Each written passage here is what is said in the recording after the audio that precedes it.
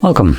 In front of me is a Samsung Galaxy A34, and today I will show you how you can insert SIM and SD card into this device.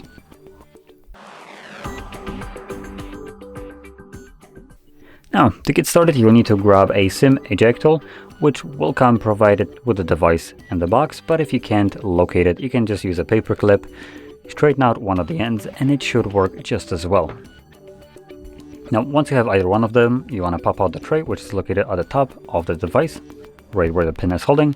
Push the pin in, and the tray will come out ever so slightly, enough for you to grab it, take it out, and on the tray you will have space for either two SIM cards. So one of the SIM cards would go sideways on the SD tray, and obviously if you're planning to use one of each, place the SD card like this. Oops.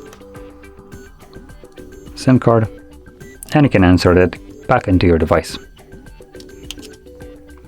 Now the cards should start working right away without any additional steps needed. Just give it a second for it to find reception. There we go. Trying to connect to the SIM card, although it hasn't found any data about it yet. But SD card is already being detected, as you can see. Unsupported SD card.